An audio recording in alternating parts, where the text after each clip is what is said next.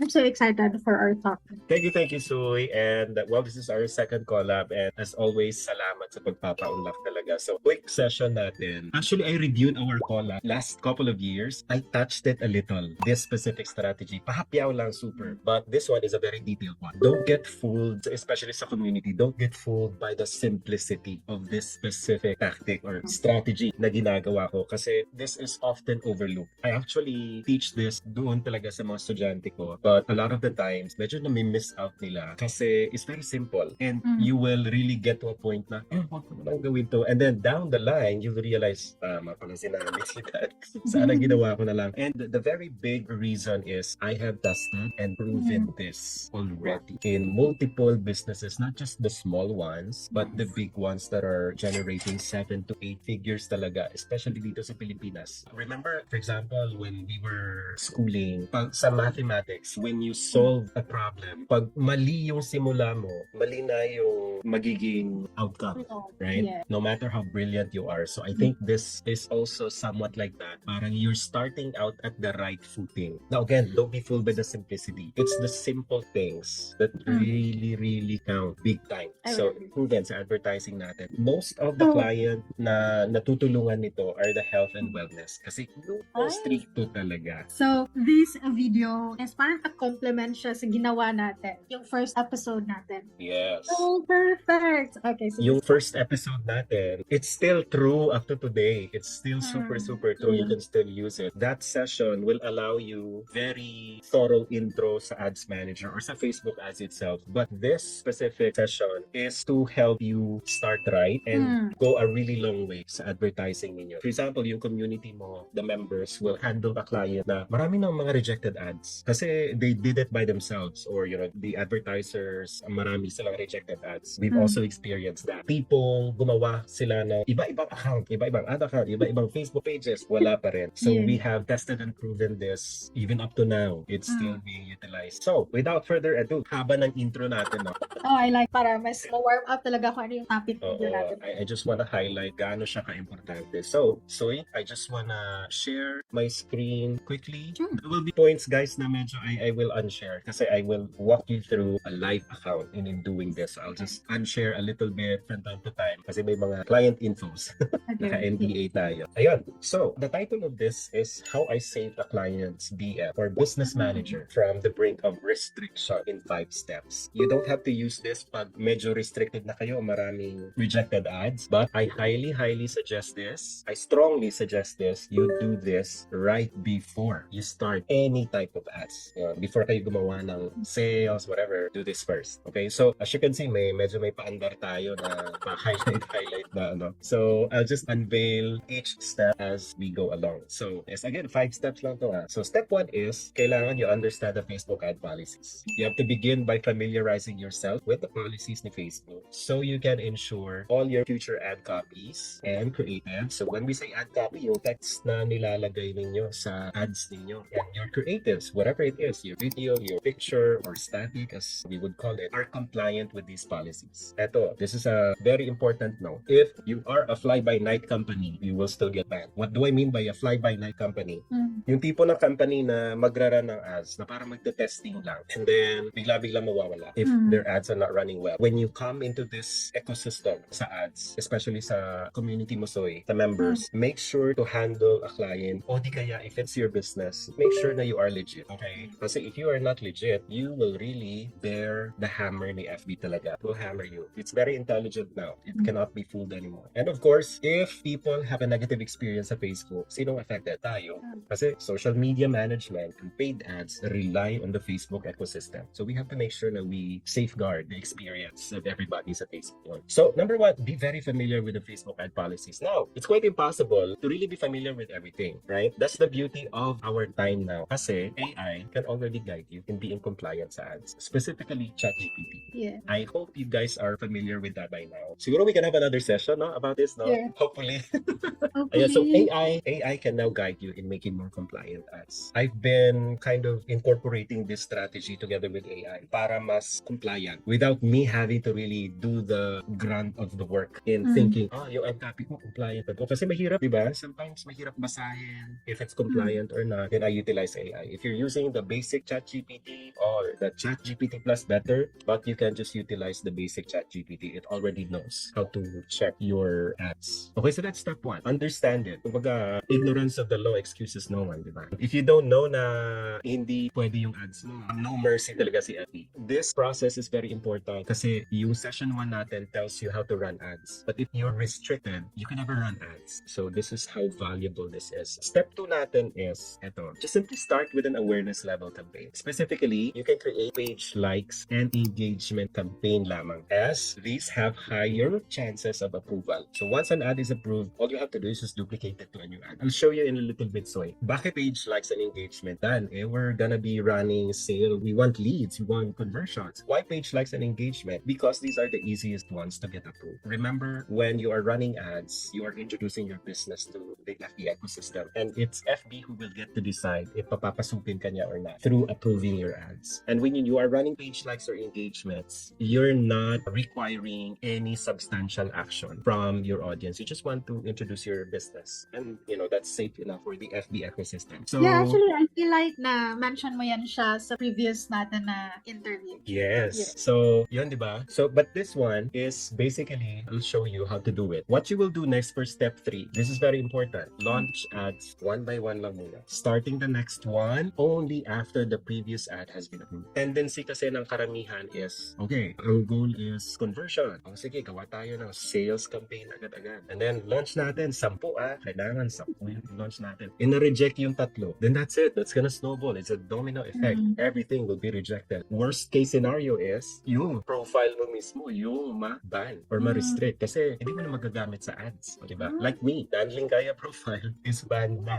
I cannot use it. Kasi I made a lot of mistakes, 2019, starting dropshipping, mga businesses, I made a lot of mistakes there. And this is the fruit of that mistake, this specific strategy. So, launch ads one by one, and then duplicate each approved ad to 10 ad sets to accumulate approvals. Bakit 10? Kasi sa algorithm ni FB, although you understand the Facebook ad policies and you now have AI, there are still moments may rejection si FB. Sometimes hindi mo ma-explain na compliant naman to. Pero, nire-reject pa rin yung ads. The reason na 10 is to counter or to balance the rejected ads. How many ads ang kailangan mo ma-approve if you get a rejected ad? 10. You need 10 approved ads to counterbalance yung one mo na rejected ad. So just imagine gano'ng kadaming kailangan mo ma-approve na ads. But this specific strategy allows you, right at the door, you already have a bank of approved ads. In short, good shot ka sa FB algorithm. So parang pag papasok ka sa bar, kilala yan, pasok ka dito, parang gano'n. Because of these approved ads that you have. So that's step 3. Now, step 4 is, this is optional, but you can transition to engagement campaign. So when we say page likes, what you will get there are followers or page likes from the page. In engagement, you will either get yung results mo doon, papipiliin ka ni FB is video view o di kaya comments, share, or likes. Ayan. So we will get to the exact process in a little bit. Pero note lang, eto guys I'm telling you to have 10 approved ads. Now, some of you might ask, Dan, baka malaking gastos na yan kasi 10 talaga yan. So you may leave just one campaign or ad set running. No need to run them all. So you can save your budget. In fact, sometimes, yung ginagawa ko, ipapa-approve ko lang yung ads, I will turn off the campaign. So I have approved ads and I did not have to spend. Okay? Now again, remember, I highly recommend this sa mga legit na businesses. Some businesses might use this in a very wrong way, but I am warning you guys,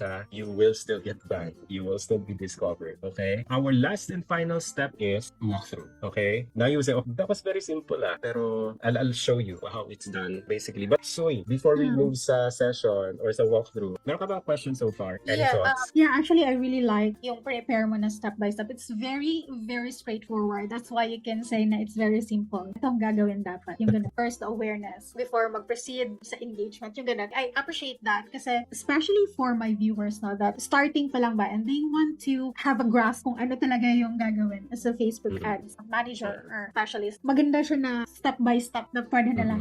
I do have few questions though. Kasi nung nakita ko sa mga comments sa previous natin na video, may nag-comment doon na yung ad account niya daw na restrict. Pwede pa ba daw yung siya na magamit to run ads? So, is that possible ba? It's still possible, Soy. So, I'm glad you asked that question. So, thank you so much. Now, the moment you get restricted, there is still an opportunity for you to kind of ilaban.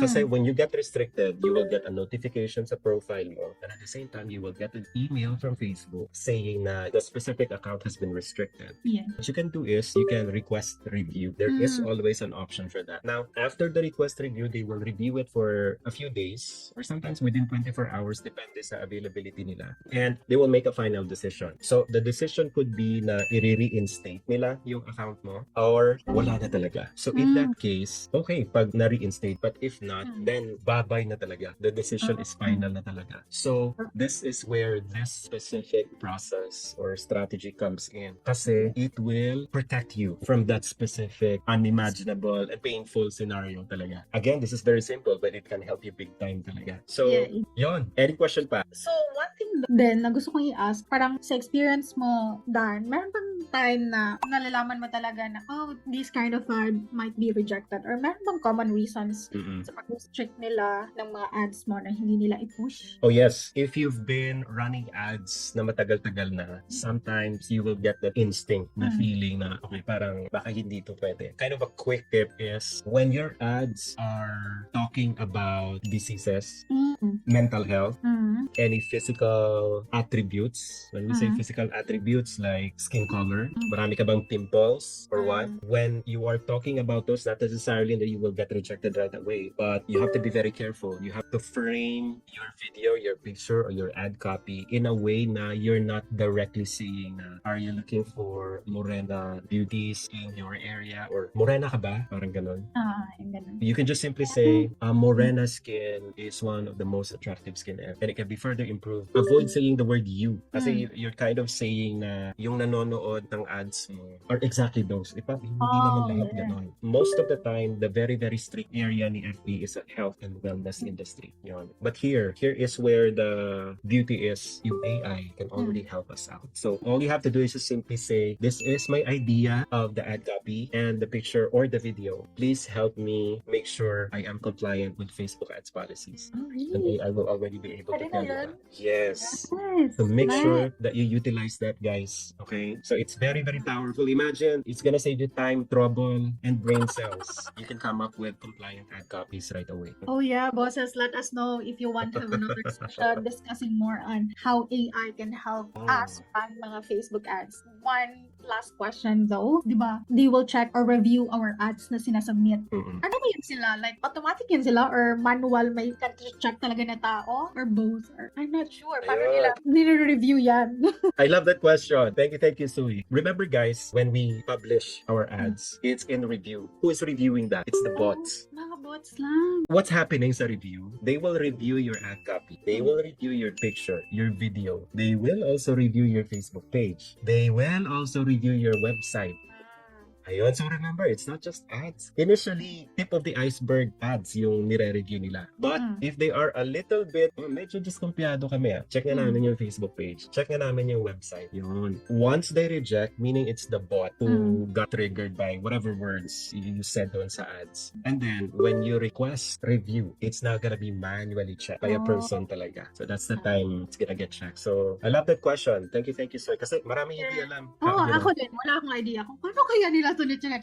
But anyway, wait, meron pa akong isang pahabol. Kasi sure. we're discussing it. Parang naisip ko, paano kaya to? Yung gano'n. Like for example, you as a Facebook ads expert na, yan talaga yung ginagawa mo sa client mo. So for example ba, may client na lumapit sa'yo, tapos restrict na yung account niya. For example, siya, hey Dan, can you please help me na hindi na maging restricted ang account ko? Like ano yung advice mo? And mag-a-ask ka ba ng additional payment for that? Because it's a different task for you to do na restrict ng account, yung ganun. Okay. This is a very interesting question kasi when the point comes na restricted ka na, we mentioned that you could still get reinstated if you request review or totally ban ka na talaga. I know a few na na-reinstate, but I know a lot na wala na talaga yung chance. But it doesn't mean na wala ka ng chance. Your account may have been restricted. But then again, dapat legit na business. Legit talaga. What I would always recommend, which I have recommended to a lot of clients na rin and to my students na get someone whom you really, really trust. It could be your wife, it could be your husband, it could be your family member na adult ha, at least 18 years old. Preferably, hindi pa nakapag-run ng ads. Or if nakapag-run na ng ads yung account niya, hindi restricted. Why? That's what you will use now.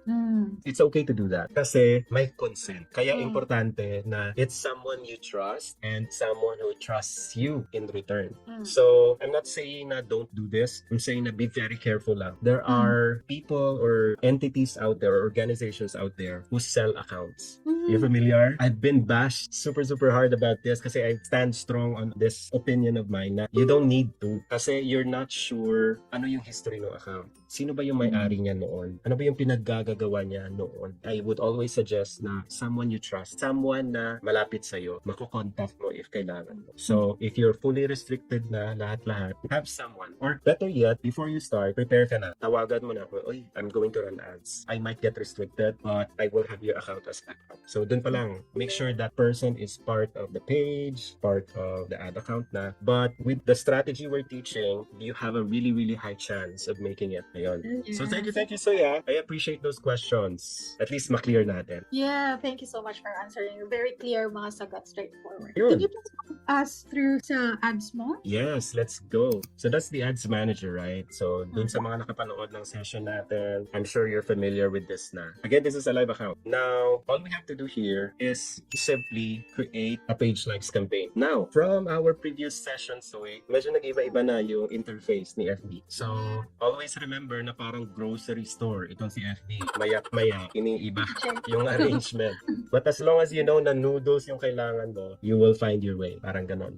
So, saan na ba dito yung page likes campaign? Nandito na siya sa engagement. If I remember correctly, parang may page likes talaga na objective before. Iba yun.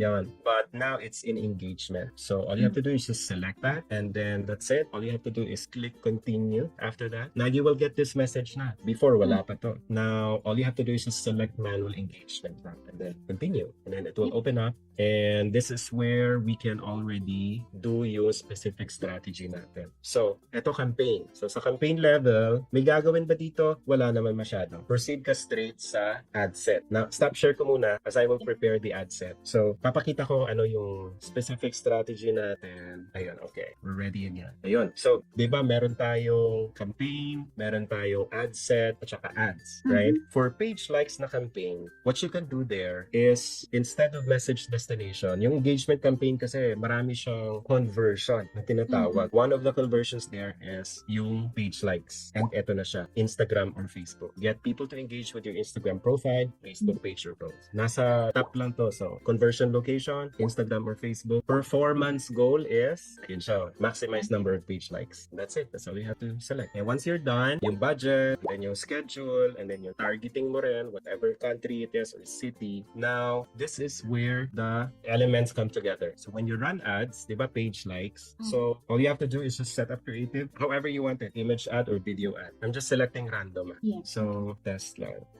Done. Ayan. Oh, birthday ko. Birthday post. When yung birthday mo? September 4, last year. Last year. Okay. Post si Mrs. So, ayun na siya. This is your ad. Ito yung kailangan nating ma-approve. Yeah. Right? Now, I will not launch this, but on your end, all you have to do is just click publish. Now, again, page likes lang na campaign ito. Now, this, you're not asking a heavy call to action for the people sa Facebook. And click publish. Once you're done, you wait. Ma-approve. Pag na-approve na siya, all you have to do is balik ka dito, click this, and then duplicate. Yun yung sinabi mo na at least 10? Yes, duplicate. Meron na tayong dalawa, right? Wait again. Uy, na-approve. Duplicate ulit. Until you reach 10. Approve. Duplicate ulit. 4 na yung ads natin. So, pag umabot ka na ng 10, very good. That's a really good sign na, oh, okay. Okay tayo sa kay Meta. If you're going to copy it, publish mo na naman. And wait or mag-duplicate for the third one. Yes. Tapos publish, approve. So, duplicate for number 4. Okay. So, hindi pala siya lahat siya i-copy agad. Okay. So, first ad, publish, wait, approve, Okay. duplicate. Ad number 2, publish ulit, then wait na ma-approve hanggang sa maging 10 na siya. Okay, got it. Sige. So, that's your first step. Pag na-approve na lahat ng 10, yung next step ko doon is, gusto ko medyo malaki-laki yung bank of good creatives ko talaga or approved creatives. Yeah. Instead of ads, ads yung i-duplicate ko, I would duplicate the ad set. Ah, Kasi imagine mo may 10 ka na dito. If you duplicate the ad set, automatically you duplicate the 10 ads as the well. tenant now. Meron ka ng 10 approved ads already. Mm. Malamang sa malamang, the next ad set na i-duplicate mo will also be approved. Noting na the same ads all throughout. I use the same ads all throughout. Page Wala likes silang naman. pakialam, no? Kahit the same lang. Oo. As Kasi, long as pasok sa policy. yes, basta compliant and of course legit business ka. Yun, that's how Actually, I simple like it that. is. And Yung strategy mo, Dan. And whenever, let's say, months na kami nag-run ng ads, and then out of nowhere, meron kami rejected ads, babalikan ko lang to, and then magduduplicate lang ako. Para i-compensate yung one. Exactly. Reject. That's Okay. it. That's it. That's profit. And eto guys you can spend as little as 60 pesos, I think. Sa Pilipinas I think it will allow you 60 pesos pa. Oy, pwede, yes. 60 pesos per day. Also, yung option nyo dito is, if you see this button here, you can toggle the turn on, turn off. So ad set is on. If ayaw nyo mag-spend, pero gusto nyo lang makapag-approve ng ads, i-off nyo lang to. Off nyo lang siya. Or the campaign itself, you can turn it off. Para wala kang gastos, pero may approved ads ka. Nice. But if you really want to have a lot of likes sa page, then go for it. Turn it on para mag-spend siya. For me, yung ibang accounts ko, I would duplicate as many as 10 ad sets. Yeah. So there's 100 approved ads. Okay? Yeah. So that's it. That's your deposit of goodwill, kumbaga, sa algorithm ni Epic. One of the side effects nitong ginagawa ko, as I've observed, is mabilis yung approval ng mga ads namin ng clients. Even if it's the health and wellness industry. Even if it's a video. Isa sa pinakamatagal kasi ipa-approve na ads yung video. Sometimes it takes 24 hours. But when we started doing this, within 2 to 3 minutes, na-approve yung ads namin. Nice. Very effective talaga na strategy. Then, I would ask ba, meron ka bang mga webinar sa kanila or courses na pwedeng mai-offer sa community ko? Kasi this kind of mga value, maganda talaga siya, especially for my community na learning social media. And this would be a good skill to add para sa kanila ba? If they want to try to learn Facebook ads as well, kung paano talaga siya i-manage, mag-set up and all, meron ka bang ma-recommend na i-watch nila na video mo? Actually, they can go to my YouTube channel. Meron na rin akong YouTube, di ba? They can go there. Not really super regular, but I do post every now and then. But most of the posts there are walkthroughs or value videos, how-tos na mga videos. So they can just go for Dan Lingaya. Exactly what they're seeing dito sa Zoom name ko, Dan Lingaya. That's my name sa YouTube and Facebook as well. They can just go to danlingaya.com. So that's my website, and everything that they might want to know about how I can help them, it's all there. So, don't worry, bosses, because ilalagay ko lahat ng link sa baba para mas madali yung maano yung website ni Dan, okay? I'll send you a copy of yung walkthrough, yung step-by-step natin. I'll send you a copy of that. Thank you. It's for free. Thank you so Ayun. much. This So, specific course, tinuro ko sa inyo, and the document is actually strictly for our VIP class. But for Suis community, special access kayo, guys. I really appreciate you, Dan. It means Thank so you, much thank you. and to my community talaga. Promise. Thank you, Soy. Giving back kasi you took the time. No, thank you so much. Kasi ikaw yung nag-share ng valuable content for free to us dito. Malaking tulong talaga siya. Especially for those people na nagsa-start pa lang mag-handle ng clients and then nare-reject. Nakakatakot kayo makapag-restrict ng account ni client, diba? So, this is a very helpful content for them for sure. Oo, kasi what I'm seeing is a lot of people I know na social media managers also dabble into Facebook ads kasi ano na sila, para pwede nilang i-package. So, Exactly. social media and paid ads, that's a really strong skill. So, yun. Exactly. For BossedUp PH members, I would like to give 3 free slots to 3 lucky members ng BossedUp PH sa aking webinar on utilizing ChatGPT in finding and closing clients. Yung title ng webinar is Zero to Clients. I've run this twice na, like last year and the other year. So this is a paid webinar, but for BossedUp PH, I can prepare 3 free slots. I will give them the pre-recorded access. Yung latest na session. I-watch lang nila anytime. Yeah, self-paced. They can watch it anytime. Nice. They would be happy for sure. Yeah, but if ever they are willing to pay for it, meron ka bang link na they can go? Right now, I don't have a schedule pa for the next webinar, but they can just go to danlingaya.com. They could contact me there if they want. Yun. Exciting! Thank you sa pagpapa-unlock as always. Yes. No, thank you then so much. Hope you guys as well watch the first episode kasi andun yung mga first step talaga talaga on how to set up. And this episode, it's more on like, paano ma-avoid na hindi ma-restrict yung ads na ginagawa nyo. Kasi it's very important na hindi ma-restrict yung account. So I'm so happy and thankful sa conversation natin ngayon. It's very productive, very valuable. Most welcome, Soy. Thank you, Soy. I'm happy to help out. It's a pleasure to always bring value to the community. So, yun. Thank you so much. Daghang salamat. Thank you so much. I like the accent na daghang salamat. Thank you, Soy. Thank you. All the best dun sa Australia, and hopefully we can see each other when you come home. And God bless you. God bless you there. You too. Ingat Thank always. you so much. Bye-bye.